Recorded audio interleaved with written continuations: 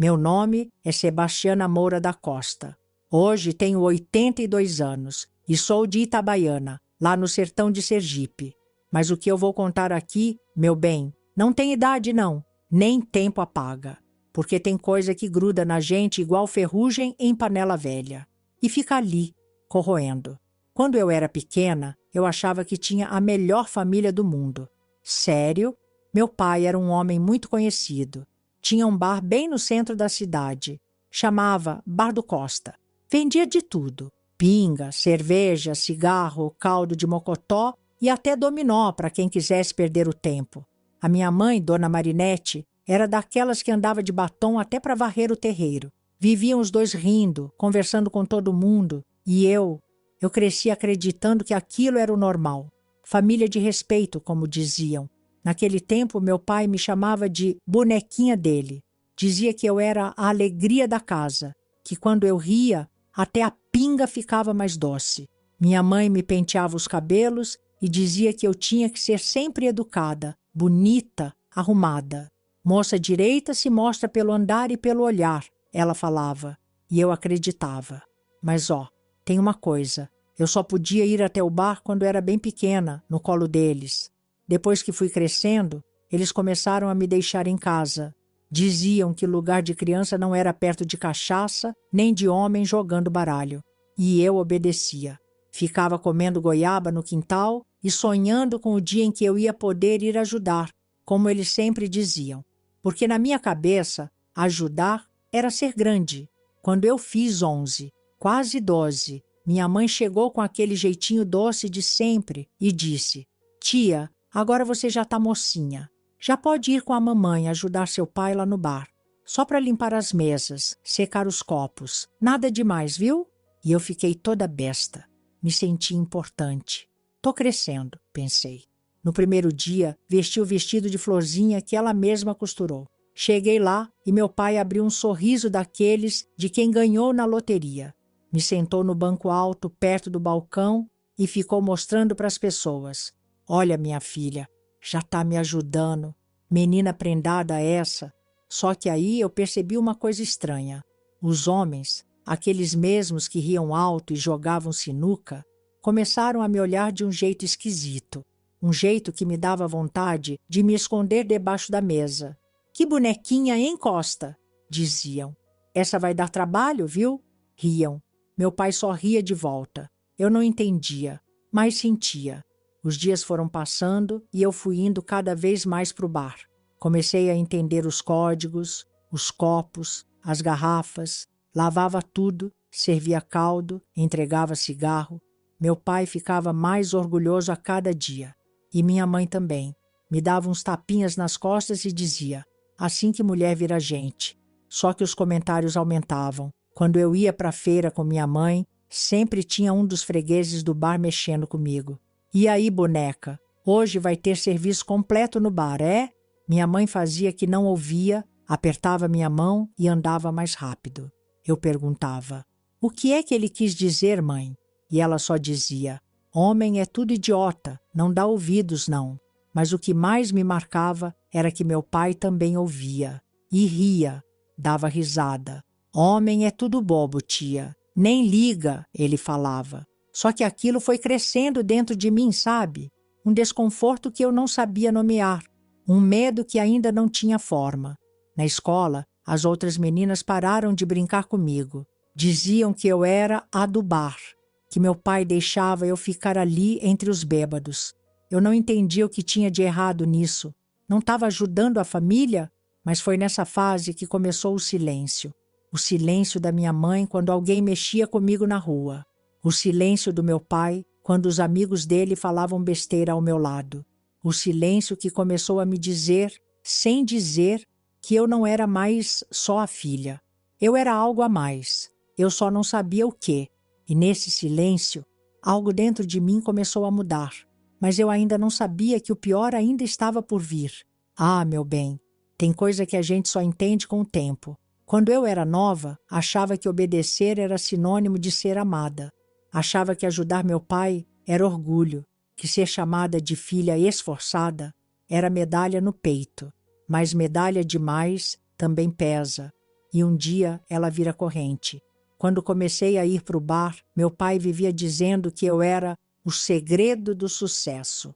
Brincava que desde que eu comecei a ajudar, o faturamento dobrava. Eu ria, toda boba.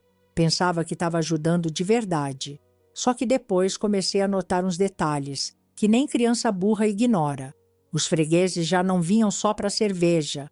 Vinham pelo jeito que eu passava pano na mesa, pelo riso sem graça que eu soltava quando eles diziam aquelas frases atravessadas. Essa aí cresce mais um tiquinho e vai dar prejuízo para os homens casados, diziam. Eu não ria, mas meu pai ria por mim. Aos poucos ele foi me puxando mais para o centro do balcão. Não queria mais que eu só limpasse. Queria que eu servisse, que entregasse a ficha, que sentasse ali por perto quando o cliente estava sozinho demais. Esses homens são bons pagadores, ele dizia. E você, com essa carinha de santa, faz eles voltarem. Eu só fazia o que mandavam, porque quando não fazia, ele mudava o tom. Tia, você quer mesmo ver esse bar falir? Quer voltar a comer arroz com farinha só uma vez por dia? E eu, coitada, dizia que não, que ia ajudar, que podia confiar em mim. Teve uma noite que eu nunca esqueci. Meu pai trancou a porta mais cedo, mandou minha mãe para casa dizendo que ia fechar sozinho. Eu fiquei para lavar as garrafas. Só tinha um homem no bar, sentado no canto, mexendo no copo como quem mexe em pensamento sujo. Meu pai cochichou comigo. Vai lá, senta com ele. Ele tá carente, tá querendo conversa. E se você souber conversar, ele deixa a gorjeta gorda. Eu fui, como quem vai levando prato quente para a mesa. Sentei, sorri sem vontade. O homem passou a mão no meu braço. Disse que eu era a florzinha nova do Costa, que estava no ponto de aprender as coisas da vida. Eu fiquei paralisada. O cheiro de álcool entrava pelo nariz e queimava. Meu coração parecia um tambor. Quando tentei me levantar, ele puxou meu vestido. Meu pai apareceu e não fez nada. Só disse rindo. Devagar com a minha menina. Ela é tímida ainda, mas vai se soltando. O homem riu. Disse que gostava das caladas. Deu uma nota dobrada na minha mão e saiu. Meu pai olhou para mim com um orgulho que me deu nojo. Tá vendo? Nem foi difícil e já tá aprendendo. Eu fui para casa muda. No outro dia, minha mãe viu a marca vermelha no meu braço. Perguntou o que era. Eu disse que bati na quina da mesa. Ela ficou olhando por uns segundos. Você anda muito distraída, tia. Tem que prestar atenção. Mas, no fundo, eu vi no olhar dela. Ela sabia, ou pelo menos já começava a entender. A coisa começou a virar rotina. Todo dia tinha um freguês carente. Um que pedia para eu servir a cerveja mais de pertinho. Outro que queria que eu sentasse só um minutinho, enquanto esperava o troco. Meu pai só dizia, seja simpática, é o charme da casa. E eu comecei a entender que o bar só era bonito enquanto eu sorria, que o sucesso dependia da minha capacidade de engolir o medo e parecer feliz. Mas teve um dia que minha mãe entrou sem avisar. Eu estava com um dos clientes mais insistentes. Aquele tipo que fala baixo, mas pensa alto. Me segurava pelo pulso, sorrindo com a boca torta, dizendo que ia me ensinar umas coisas que minha idade ainda não conhecia. Eu tentava soltar o braço, mas sem escândalo, porque escândalo lá dentro era pecado mortal. Minha mãe entrou, viu, parou, olhou por 2 segundos. Eu lembro direitinho. Ela olhou o homem, olhou meu pai, me olhou. Aí virou o rosto e voltou para casa sem dizer nada. Naquela noite eu entendi tudo, que o silêncio dela era escolha, que não ver era mais fácil, mais confortável, mais lucrativo. Depois disso, ela nunca mais perguntou por mim quando eu demorava. Só deixava a comida na mesa e ia dormir. Quando eu voltava, ela fingia que estava sonhando, mas o travesseiro dela tinha sempre umas manchas úmidas e eu fingia que não via. Meu pai, cada vez mais animado, dizia que o bar estava virando referência, que até os concorrentes estavam sentindo o baque. E eu já não me sentia nem gente. Era só um diferencial, como ele dizia. Minha filha, tem dia que eu acordo no meio da noite suando frio, sentindo o cheiro da cachaça no ar. o som das risadas sujas batendo no meu ouvido, e por um segundo acho que ainda tô lá, de pé, com as mãos no avental, esperando meu nome ser chamado como se fosse número de senha em açougue, porque foi isso que virei naquele bar, parte do estoque, um brinde da casa, uma peça de vitrine que eles arrumavam todo fim de semana. Meu pai já não escondia mais. No começo era tudo nas entrelinhas, aquele negócio disfarçado, mas depois virou rotina. Ele gostava de dizer que o bar do Costa agora era diferenciado, que lá o cliente era tratado como rei, mas não era cerveja gelada não, nem caldo de mocotó, era eu. O diferencial era eu.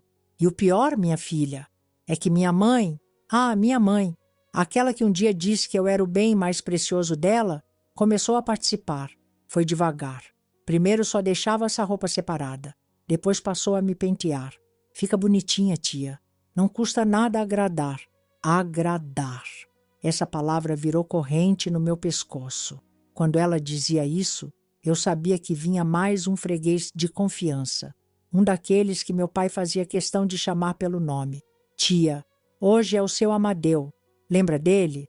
Um homem bom, educado, paga direitinho. Educado. Eu queria perguntar onde é que um homem educado pede para a menina sorrir mais, se encostar mais, se calar mais. Mas não perguntava, porque na casa do Costa, mulher que pergunta demais atrapalha o negócio. No começo, minha mãe ainda fingia que era só trabalho. Quando me via voltando da sala dos fundos com os cabelos bagunçados e a expressão de quem deixou a alma para trás, ela só dizia: "Vai lavar o rosto, menina. Ninguém gosta de ver cara de enterro." E eu lavava. Lavava com água fria e vergonha. Vergonha de existir daquele jeito. Mas depois ela começou a alinhar até o horário. "Não põe esse vestido rosa hoje, tia. Esse é para quando for o seu Antero. Ele gosta de moça delicada." E eu ficava parada, sentindo meu estômago revirar, porque o gosto deles era tratado como prioridade.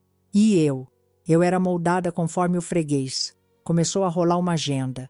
Juro por Deus, o caderno azul do meu pai, aquele onde ele anotava as caixas de cerveja e o fiado dos clientes, ganhou uma nova aba.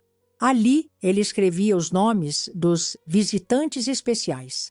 Segunda era do seu Jaime, quarta do Amadeu, sábado era do Antero. E nos dias sem ninguém fixo, ele dizia: "Fica à disposição. Nunca se sabe quando aparece um bom negócio." Minha mãe chamava esses dias de plantão da boneca. "Hoje é livre, tia. Se arruma bonitinha. Qualquer hora pode ter chamada." Uma vez eu tentei negar. Só uma vez. Disse que não queria mais atender o Antero, que ele falava coisas que me davam enjoo, que me apertava o braço forte demais. Meu pai ficou mudo por 3 segundos. Depois me deu um tapa com as costas da mão. Não doeu no rosto, doeu no peito, porque minha mãe estava na cozinha, viu? E não disse uma palavra. Só virou as costas e continuou mexendo a panela como se nada tivesse acontecido. E ali eu entendi.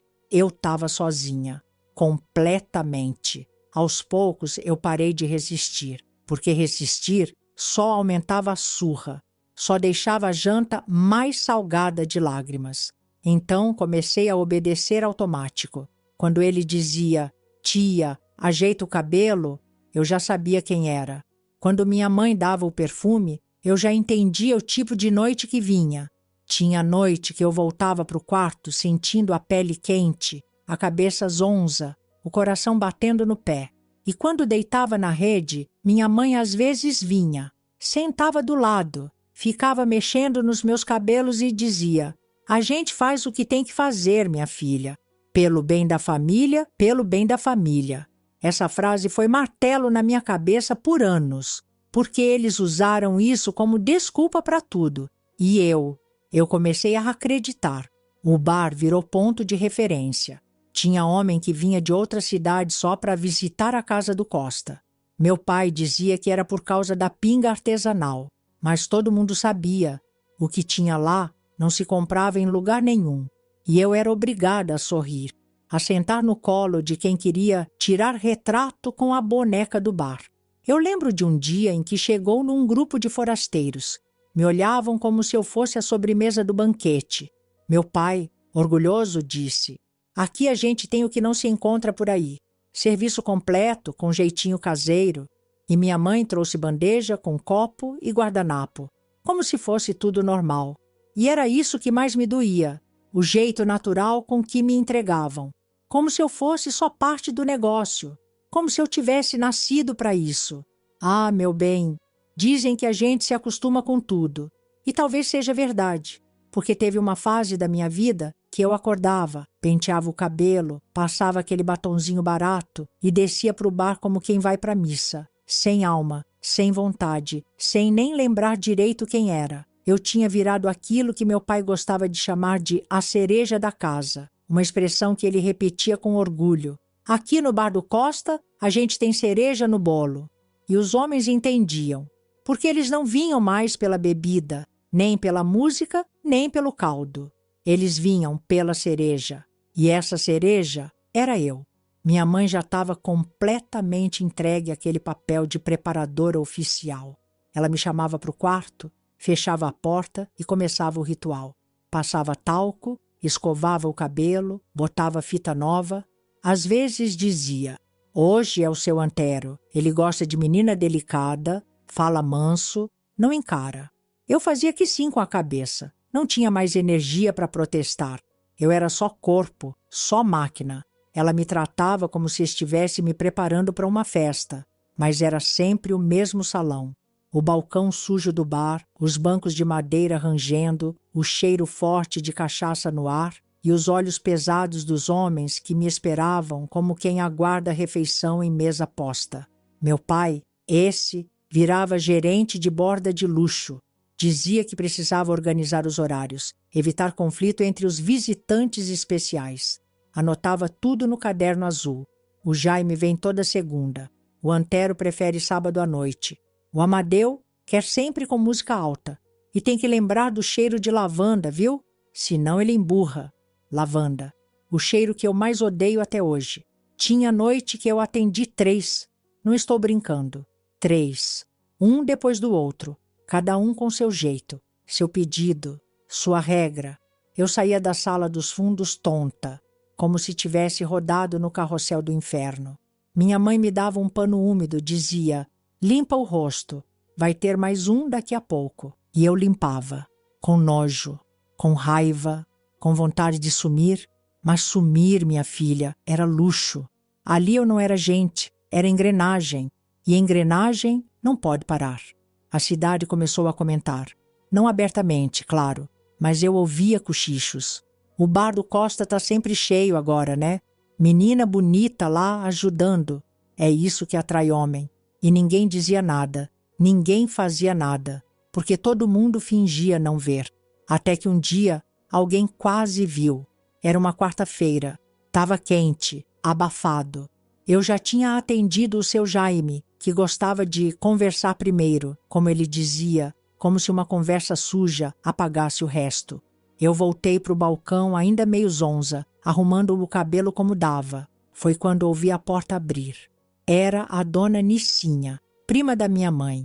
Veio deixar uns ovos e pegar um dinheiro emprestado. Só que ela entrou na hora errada. Me viu saindo da porta dos fundos, com o vestido torto, o rosto vermelho, o laço de fita desmanchado. Parou no meio do bar. Me olhou. Olhou para o meu pai, depois para minha mãe, que apareceu da cozinha com a bandeja. O silêncio foi de gelar. Tá tudo bem com a tia? Ela perguntou. Minha mãe riu. Riu como quem tapa buraco com risada. Menina andou passando mal hoje. Deve ser calor demais. Meu pai completou. Coisa de mulherzinha, sabe como é. Mas já tá melhor, né, filha? Eu só balancei a cabeça. Dona Nicinha ficou meio desconfiada. Disse que voltava outro dia. Saiu sem tomar nem um gole d'água. Quando ela saiu, meu pai me puxou pelo braço. Não apertou, mas olhou fundo e disse: aprende a se ajeitar depois, tia. Você quase estraga o serviço. Minha mãe passou atrás sem dizer nada. Mas aquela frase ficou batendo na minha cabeça. Você quase estraga o serviço. O serviço. Era assim que eles chamavam. Naquela noite, deitei e fiquei olhando o teto. Pensei em fugir. Juro por Deus. Pensei. Mas ir para onde? Eu não conhecia ninguém. Não tinha dinheiro. Nem roupa decente. O pouco que eu tinha era costurado por minha mãe com os tecidos que o próprio bar pagava. Na cabeça de criança ainda tinha uma parte que dizia: eles te amam, só não sabem demonstrar. Mas no fundo, bem fundo, eu sabia.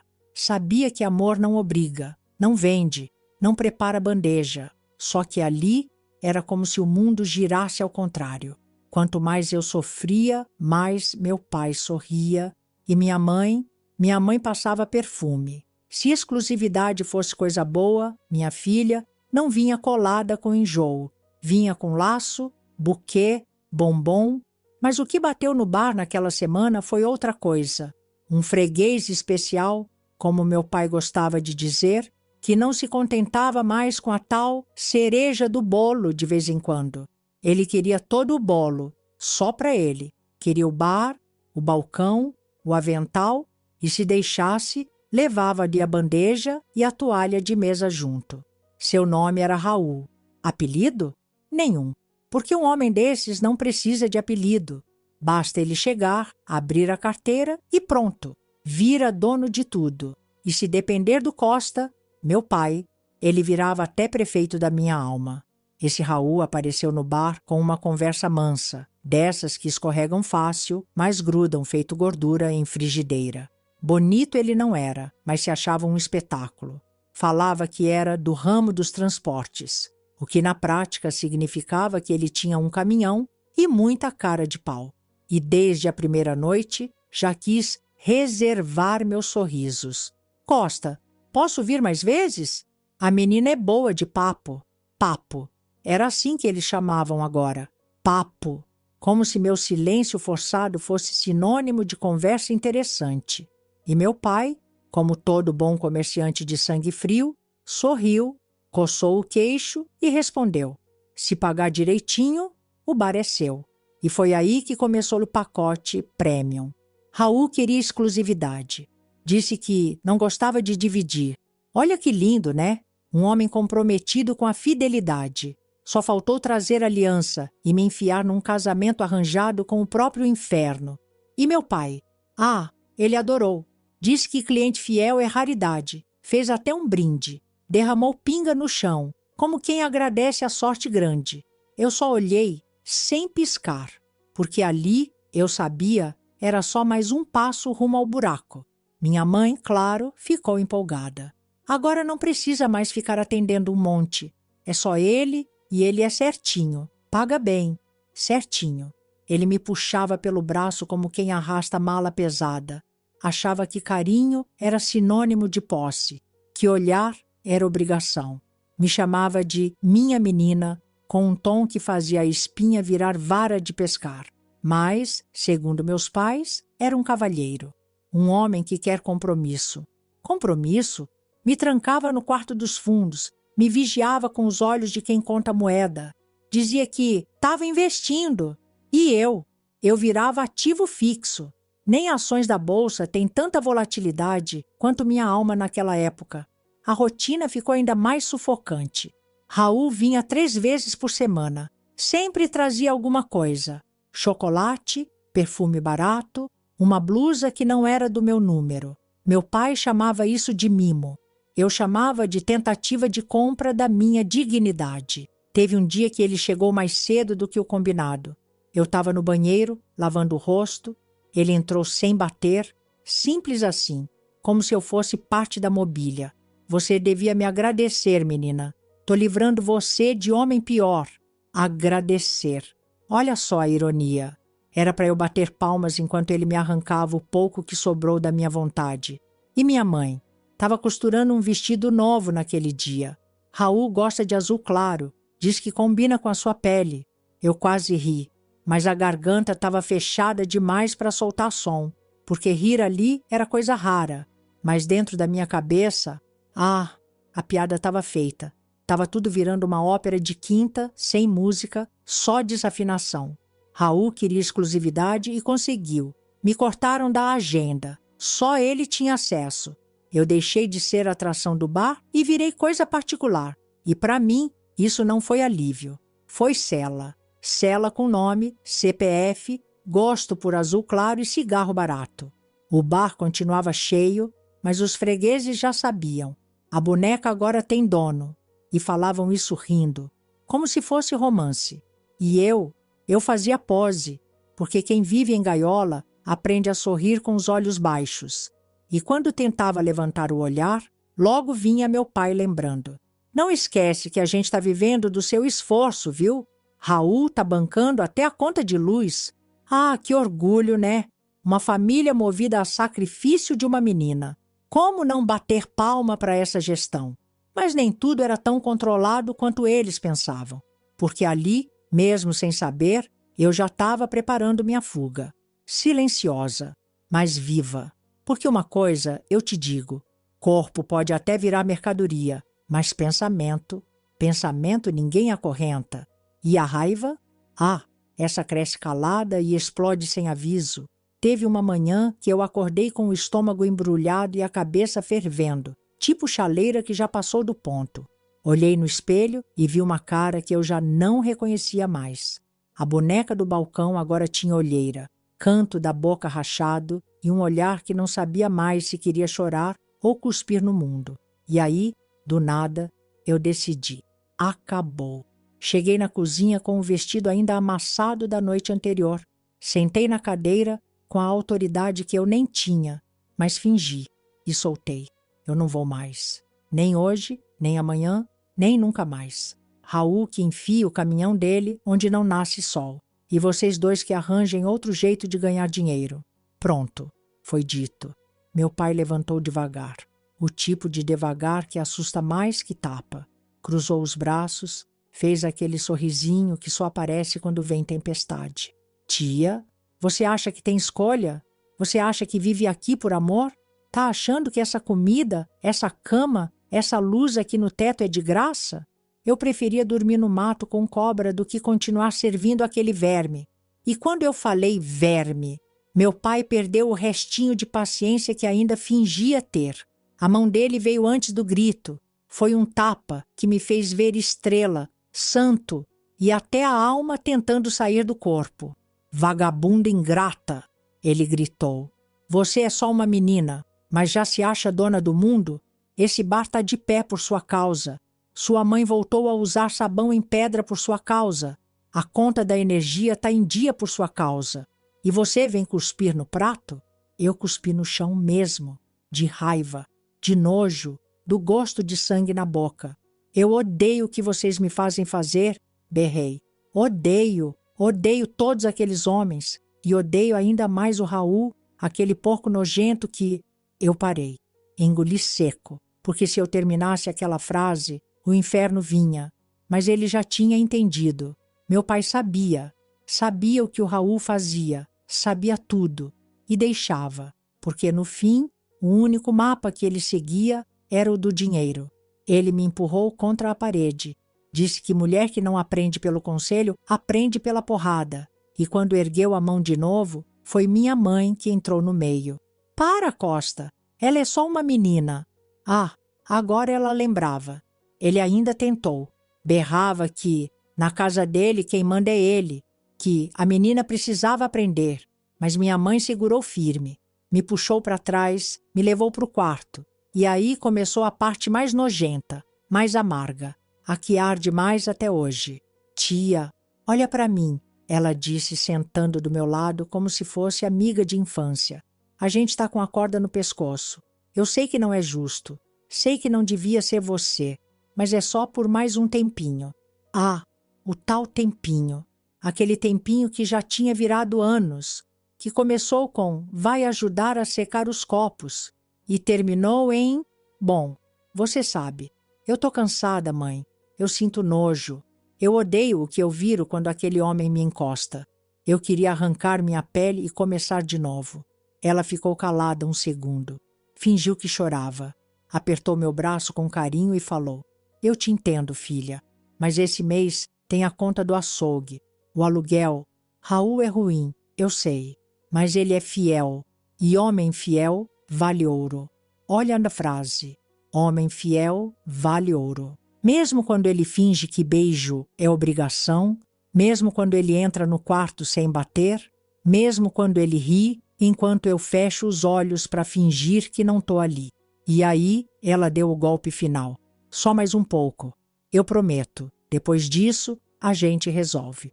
Você vai poder sair, estudar, fazer outra coisa. Mas agora não dá. Ela chorou. E eu, idiota, chorei junto. Como se aquelas lágrimas lavassem a sujeira. Como se o fato dela dizer que me entendia apagasse o que ela permitia. Eu deitei de novo naquela rede, sentindo o gosto do tapa, da manipulação, do veneno doce que ela derramava como se fosse leite morno.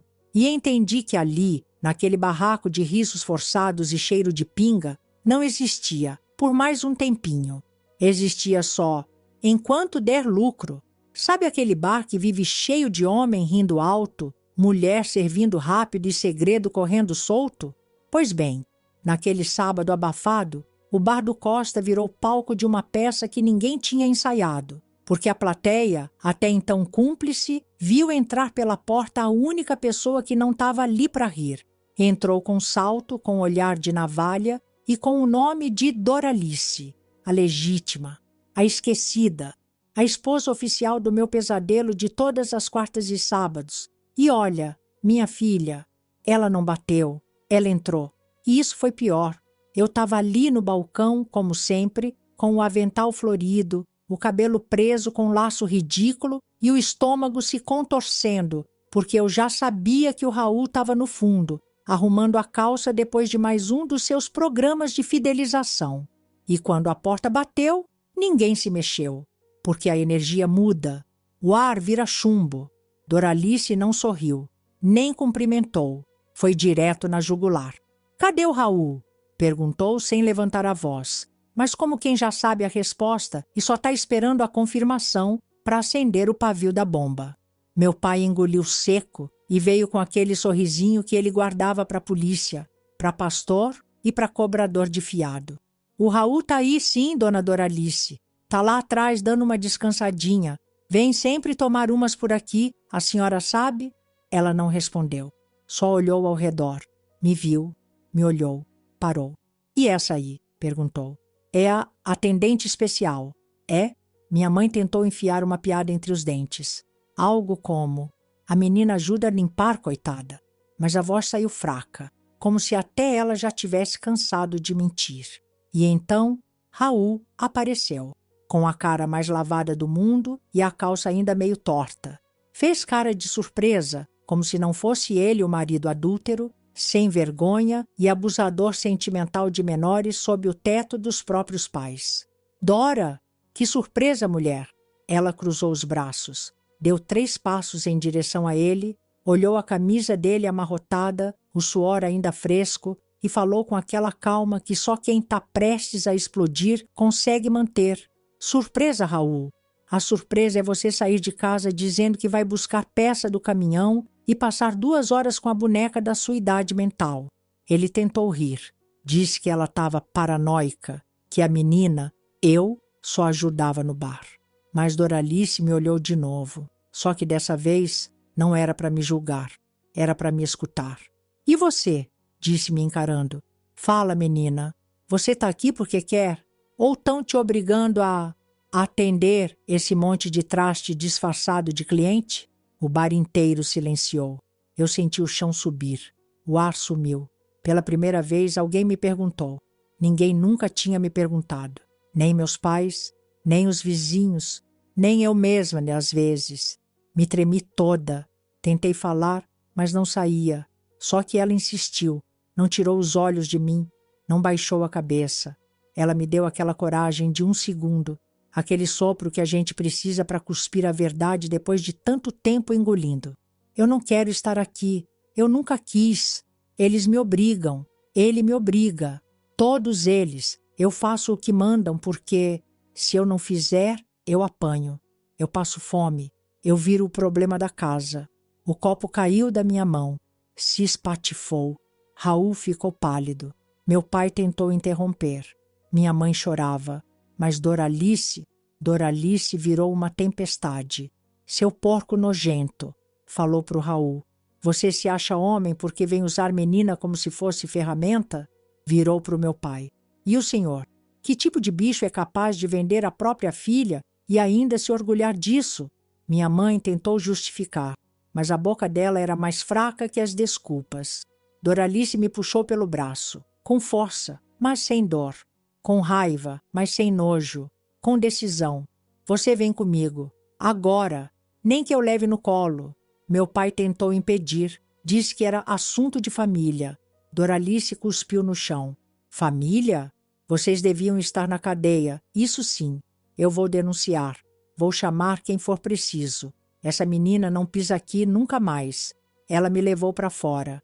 O sol bateu no meu rosto pela primeira vez em semanas, sem ser através de vidro sujo. O ar parecia diferente. E eu quase desabei. Mas não desabei, porque pela primeira vez alguém me tirou dali sem perguntar o que eu podia dar em troca.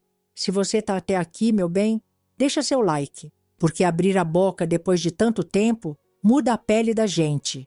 Me diz aí, alguém já te salvou quando nem você acreditava mais que merecia? A primeira noite fora do bar foi silenciosa. Um silêncio que doía no ouvido.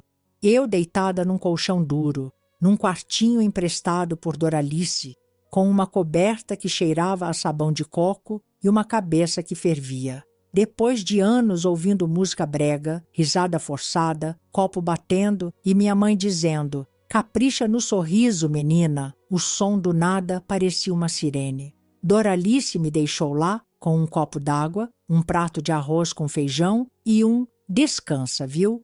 E saiu. Simples assim.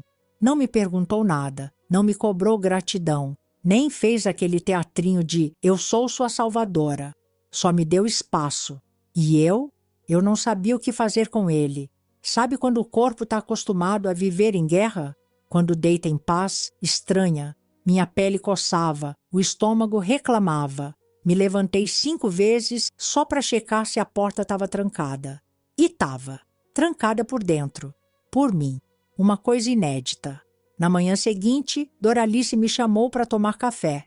Pão francês com margarina e leite morno. Comida de gente comum. Eu olhava aquilo como quem olha coisa de outro planeta. Sentar à mesa sem precisar sorrir para homem velho era novidade. Dormiu bem?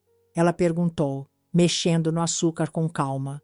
Eu só balancei a cabeça. Falar ainda era muito. A garganta parecia costurada por dentro. Ela não forçou o papo. Só deixou a comida ali e saiu para lavar a calçada. A mulher era prática.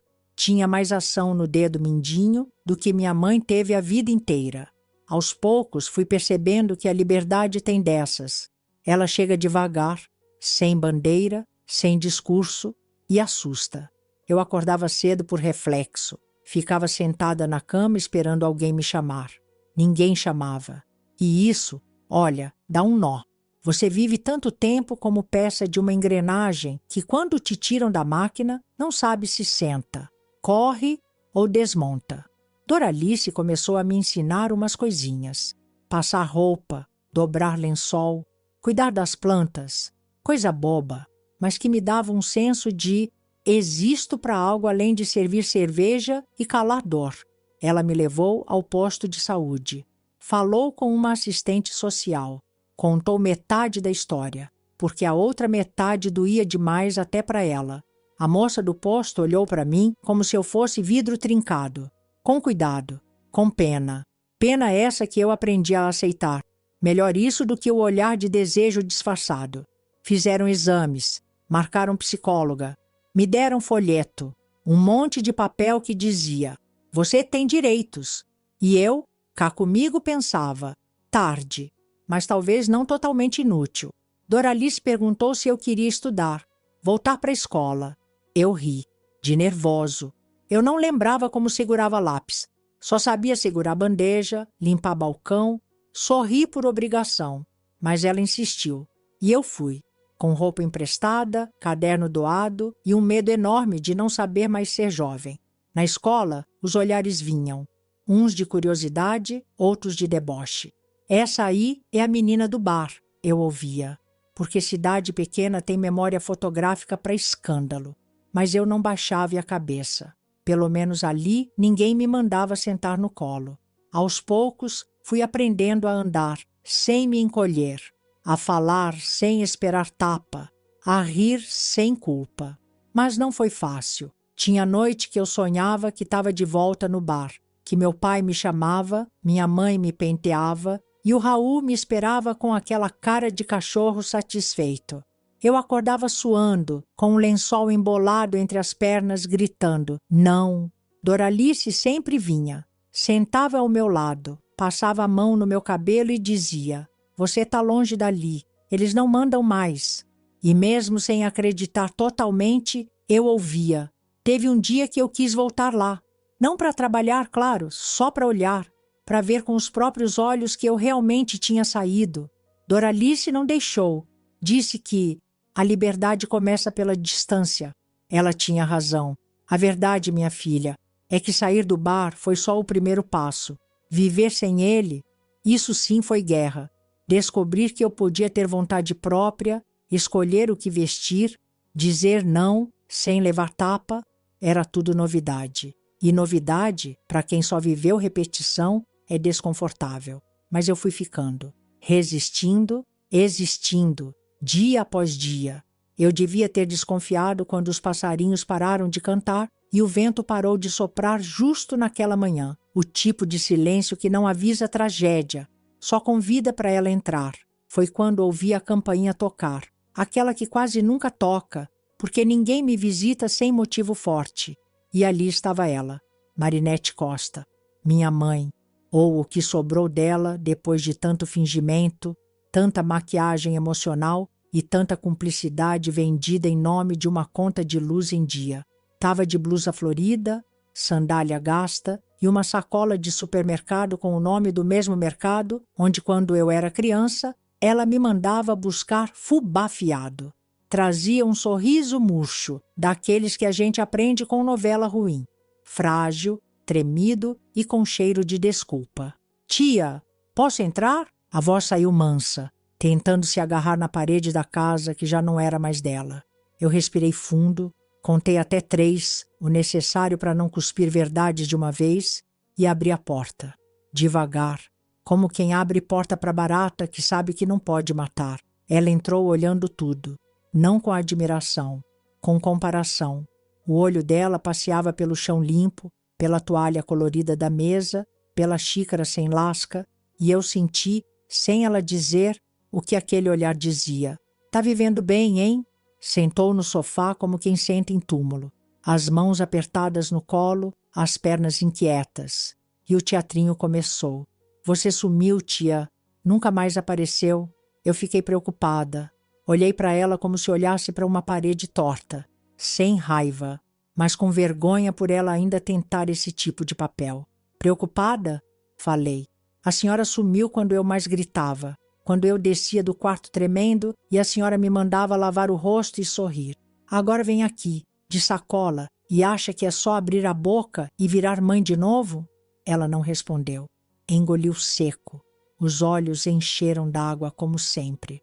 A fábrica de lágrimas da Marinete nunca fechou. Chorava por conveniência, não por arrependimento. Tia, eu sei que errei, sei que fui fraca, mas naquela época a gente estava apertado. O bar dava prejuízo. O Costa, não usa o nome dele para justificar sua covardia. Cortei.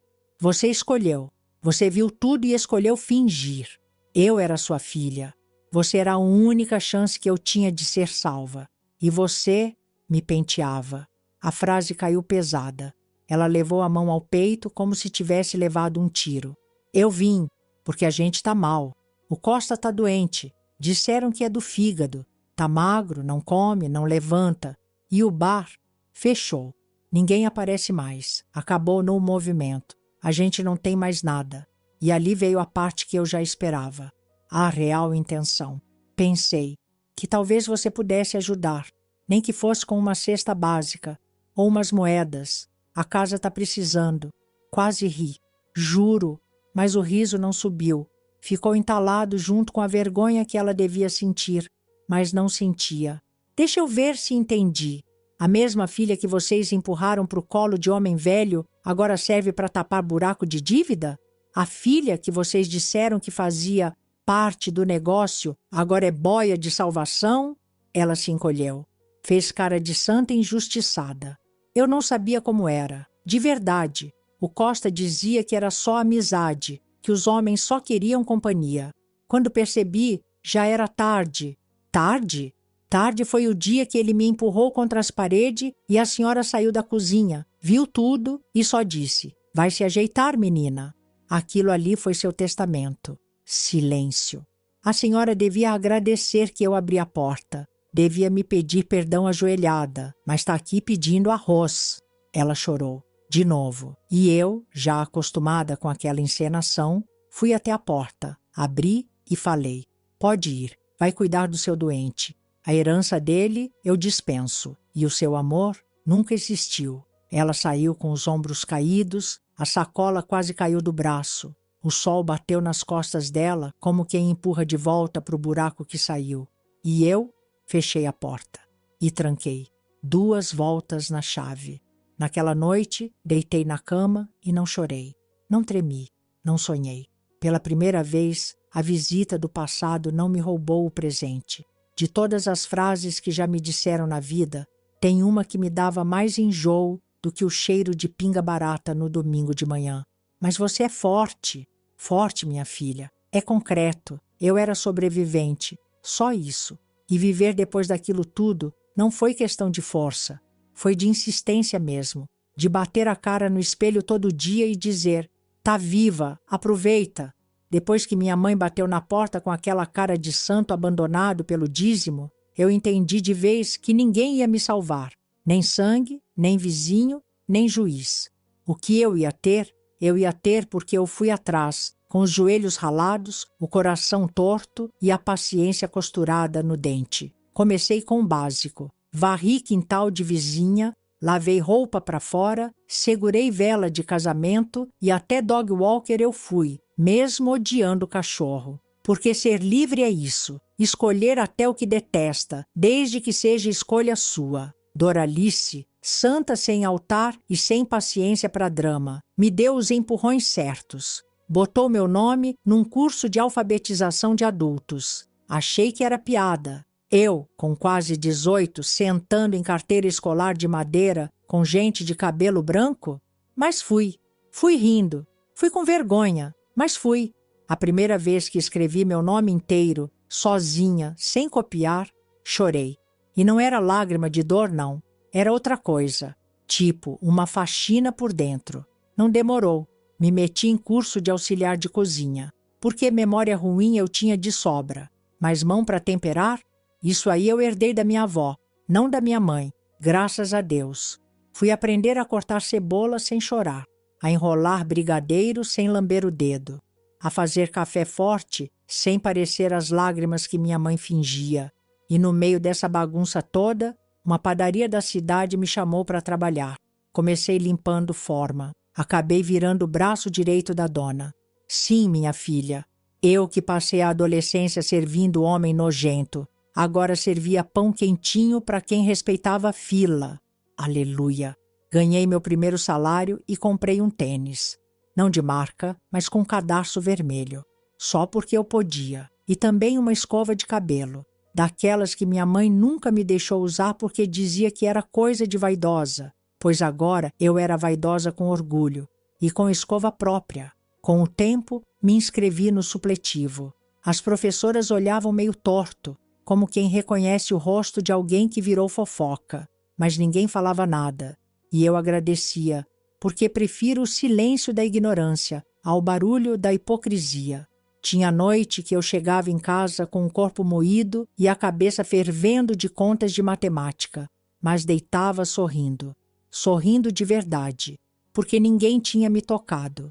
Ninguém tinha me chamado de menina boa. Ninguém tinha me encomendado como petisco de balcão.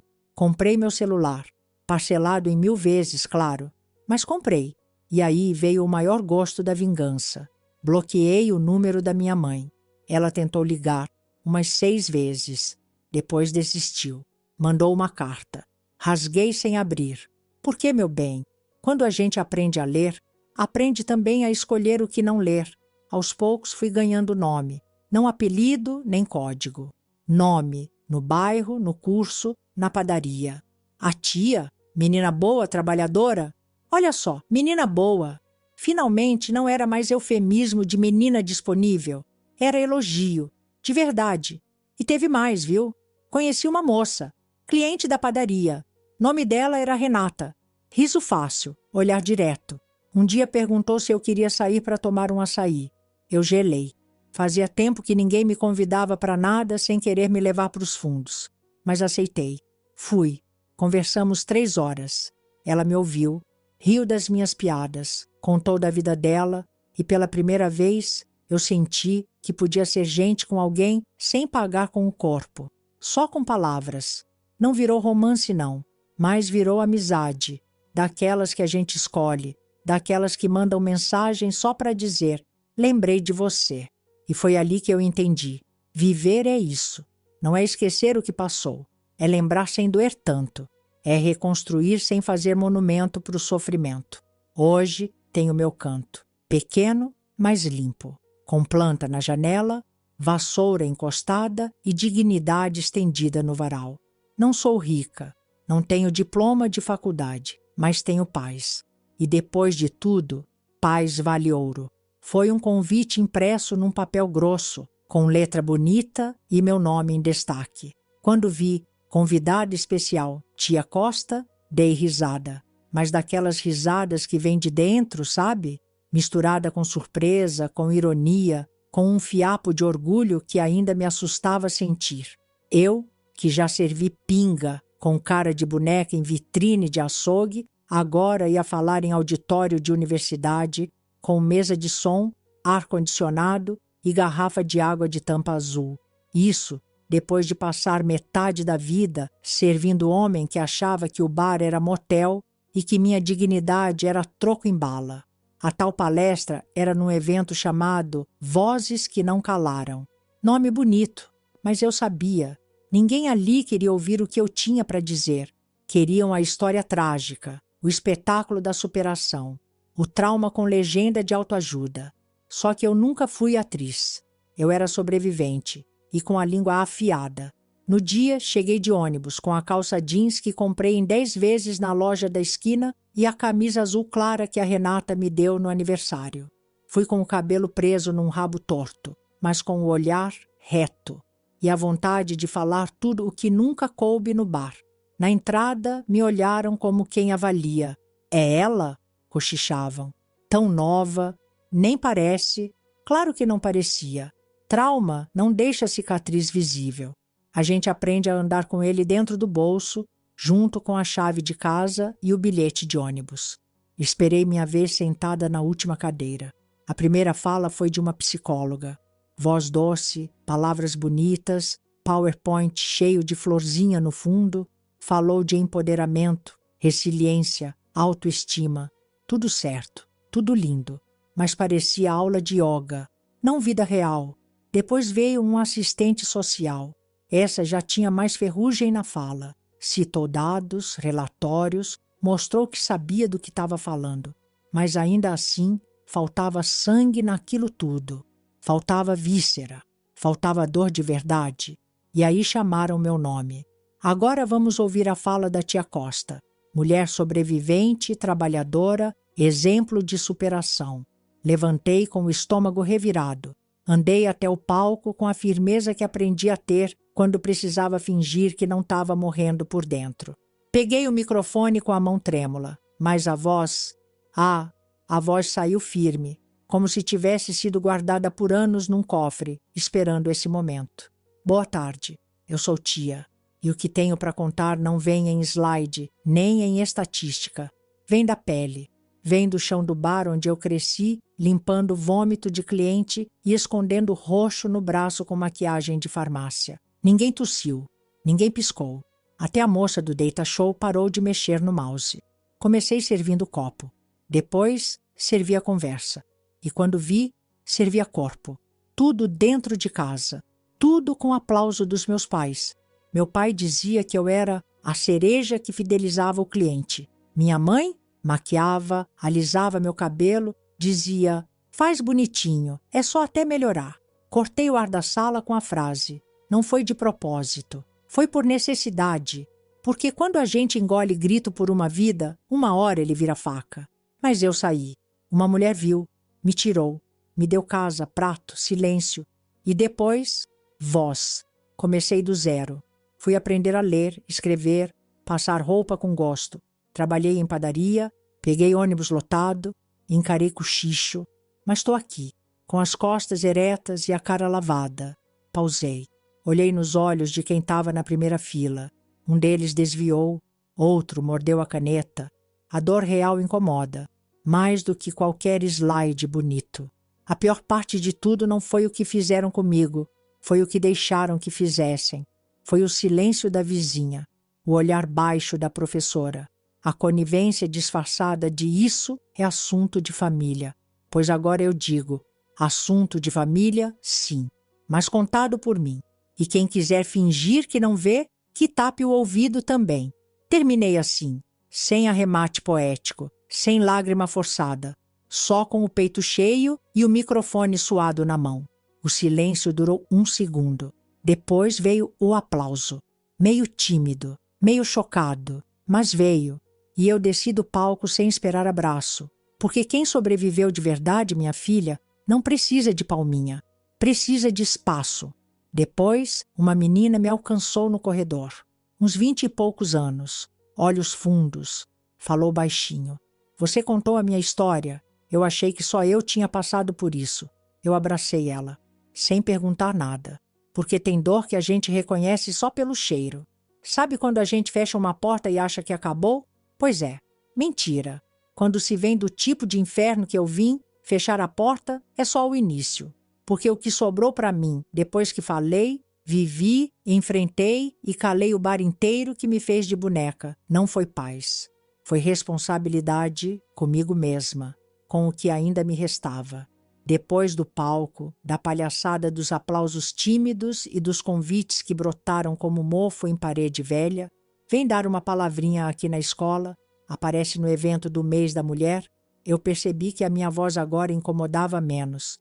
E isso me assustou, porque quando a gente vira símbolo, corre o risco de virar vitrine. E eu nunca quis ser bibelô de vitrine. Eu queria era ser mulher inteira, com raiva, riso e tudo que tem direito.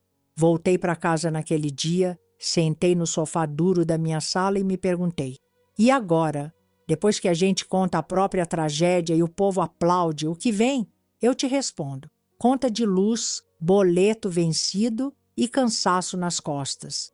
Porque a vida não para bater palmas. A vida quer que você continue limpando, pagando, cuidando. E eu continuei. Fui chamada para mais uma roda de conversa. Dessa vez numa escola estadual. A diretora veio cheia de dedos, achando que eu ia assustar os alunos. Disse que talvez fosse melhor moderar as palavras. Eu sorri. Aquele sorriso que eu aprendi a usar no bar. Educado, mas com veneno. Claro, vou chamar de clientes inconvenientes, os homens que me usaram.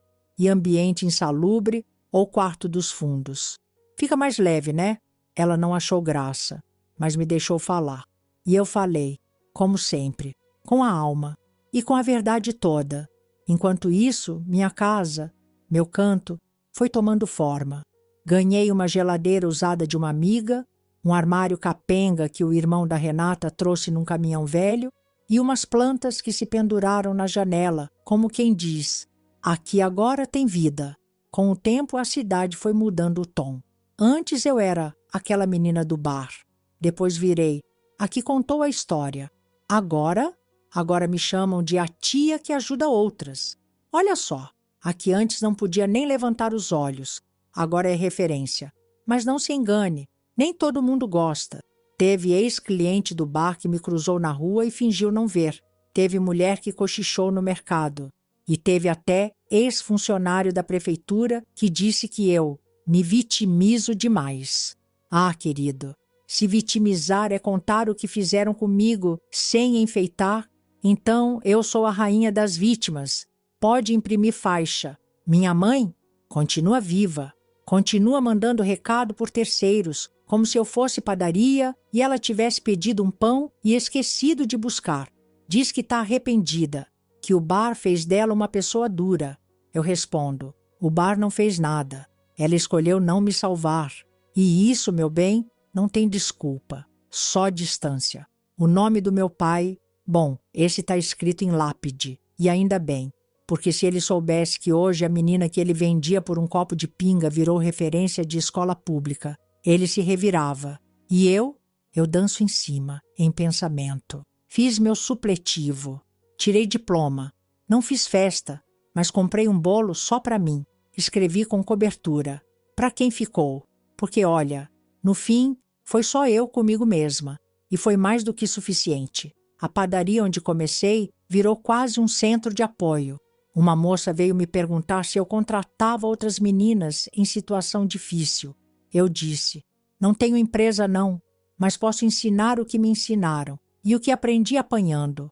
Hoje ela trabalha comigo e eu chamo ela de filha, não porque pariu, mas porque eu cuido. E sabe o melhor?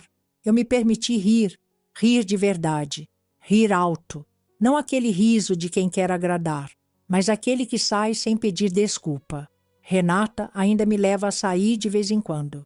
A gente senta na calçada, fala mal dos homens da cidade e do governo e ri, porque rir com quem entende a dor da gente é cura. Hoje, minha filha, eu não devo favor. Nem preciso de plateia. Se me chamarem para falar, eu vou. Mas se não chamarem, não faz falta, porque agora eu falo para mim. E escuto também, porque minha voz não é mais só denúncia, é companhia. Pois bem, minha filha, cá estou eu, 82 anos nas costas, 2 joelhos que rangem mais que portão velho e uma cabeça que, veja só, ainda lembra de cada rosto, cada cheiro, cada silêncio que me fizeram engolir. Se você acha que a história acabou naquele dia da palestra, pensa de novo. Aquilo foi só a troca de estação. A locomotiva seguiu. De vez em quando, descarrilou, sim, mas aprendi a botar de volta nos trilhos com cuspe, fita isolante e força de vontade. Depois que comecei a falar nos eventos, virou rotina. Escola, centro comunitário, rádio local, até programa de televisão me chamaram uma vez. Fui, falei. Rezei para a câmera não mostrar minhas mãos tremendo, mas ninguém reparou. Ou fingiram bem, passei uns bons anos nesse ritmo. Trabalhava de dia, falava de noite, escrevia nas madrugadas. Comecei a anotar minhas memórias num caderno que hoje está amarelado, com cheiro de tempo e algumas páginas meio manchadas de café. A Renata dizia, publica isso, mulher. Mas eu respondia, quem vai querer ler desgraceira de verdade, sem final feliz com laço? Ela ria e dizia, quem viveu vai. E não é que foi mesmo? Com o tempo, veio uma editora pequena, dessas que acreditam em gente mais do que em lucro. Publicaram meu livro. O que fizeram comigo não cabe mais em mim. Nome forte, direto, como tudo que sou. Não virou best-seller, mas teve sua meia dúzia de leitores fiéis. E uma delas, uma menina do Mato Grosso, me escreveu dizendo que saiu de casa por causa do que leu, que ouviu minha voz quando ninguém mais ouvia a dela. Chorei como criança, porque ali, naquele e-mail mal escrito, entendi que minha história nunca foi só minha. Trabalhei até os 69 anos. Não por necessidade, embora dinheiro nunca sobrasse, mas por gosto, por orgulho, porque acordar cedo e saber que você serve pão e não seu corpo, minha filha, é um prazer que só quem já foi usado entende. Renata, Renata, ficou na minha vida como raiz de planta teimosa. Não virou romance, nunca foi namoro, mas foi minha família. Minha irmã, postiça, a que me defendia, brigava comigo, dividia marmita e o aluguel nos tempos apertados. Quando ela se foi, câncer, maldito, rápido, eu senti como se arrancasse um pedaço do que eu demorei tanto para reconstruir. Mas jurei que ia continuar por ela. E tô aqui. Com 72, larguei a cidade. Comprei uma casinha numa vila pequena, cheia de senhorinhas que me chamam de a faladeira. Aqui eu planto couve, ensino alfabetização na capela da rua. e às vezes ajudo nas costuras da vizinhança. Faço tudo no meu tempo, sem chefe, sem homem me dizendo o que vestir, sem ninguém me olhando torto quando digo não quero conversar hoje. De vez em quando, alguma ONG me procura. Querem que eu conte de novo. Eu aceito, dependendo da maré. Porque hoje eu só falo quando tenho vontade. Já não preciso gritar para existir. Agora eu existo até quando durmo. Minha saúde vai como pode. O joelho parece arroz de terceira. Estala, quebra, mas ainda segura. A memória? Firme. Porque, minha filha, trauma é conservante. A gente esquece o nome de artista, mas lembra cada palavra do dia que disseram. Fica quietinha, é só até ele sair. Ainda tenho o quadro do meu diploma pendurado na sala. O do supletivo, não o do livro. Porque aprender a escrever meu nome depois de ser chamada de tudo que não era, isso, para mim, foi o troféu. E tem mais, viu? Criei um grupo de apoio para as meninas daqui da vila, Chama pra Nunca Mais. A gente se encontra às quintas, faz café forte, come bolo simples e fala da vida com um deboche que assusta padre. Porque rir do que nos fizeram é nossa vingança final. Hoje, aos 82, eu acordo quando quero, durmo na hora que o corpo manda e só atendo ligação, se o nome na tela for de alguém que já me fez bem. Quem ficou no passado, ficou, e eu nem olho para trás. Já tropecei muito na saudade. Se me perguntarem se sou feliz, respondo com sinceridade. Não todo dia, mas o que vivi antes não era vida. Então sim, sou feliz. Do meu jeito. Sem maquiagem, sem filtro, sem mentira. E se me perguntarem se perdoei, eu rio. Porque perdão é coisa grande. E tem gente que não merece tamanho presente. Só merece esquecimento. E às vezes uma página no livro da vergonha. Pois é, minha filha. Hoje eu tô com 82 anos nas costas. Cansada? Um pouco. Curvada? Às vezes. Mas vencida? Isso aí não. Nunca fui. A vida tentou. Bateu, quebrou, riscou minha alma como se fosse vidro de banheiro público. Mas eu fiquei. E tô aqui. Moro sozinha numa casa pequena com telhado que pinga quando o mundo resolve chorar demais. E um fogão que só acende se eu bater nele do jeito certo. Tenho 3 panelas, um rádio que só pega AM e um armário cheio de lembrança, que não tem lugar em nenhum álbum de fotografia. Porque, vamos ser honestas, quem vive o que eu vivi não faz álbum, faz cicatriz. E tem orgulho delas, porque é a única prova de que a gente não morreu lá atrás. Depois que parei de falar nos eventos, porque, sinceramente, chega uma hora que a gente cansa de se explicar, comecei a cuidar de mim, de verdade, como nunca deixaram. Passei a dormir sem medo, acordar sem culpa, comer sem nojo do próprio corpo. E isso, minha filha, não tem preço. Não virei celebridade de rede social, não escrevi livro, não dei entrevista chorando no sofá de apresentadora famosa. Fiz coisa mais difícil, vivi sem plateia. Sem os olhos alheios esperando que eu me refizesse bonita. Sem ninguém dizendo, ai que guerreira.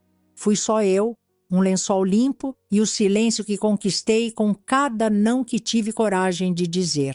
Trabalhei até o corpo pedir arrego. Lavei chão, fiz bolo para fora, vendi quentinha, costurei blusa rasgada de vizinha, dei banho em criança dos outros para conseguir pagar minha conta de luz no vencimento. E consegui. Às vezes atrasava 2 dias, mas sempre paguei. A casa onde moro hoje é simples.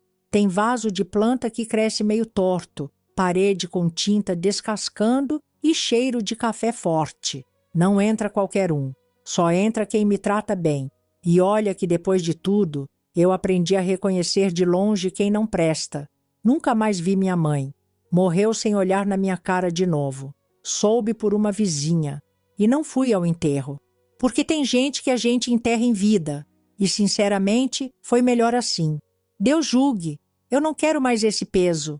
Do meu pai também não restou nada, nem saudade, nem mágoa. Vazio só, um buraco sem nome. O bar onde tudo aconteceu virou loja de ração. Engraçado, né? O lugar onde me tratavam como bicho agora vende comida para bicho. A vida é sarcástica. Eu gosto disso. Renata. Ah, Renata. Ela ficou comigo o quanto pôde. Foi família que eu escolhi. Uma irmã feita de abraço e palavras certas.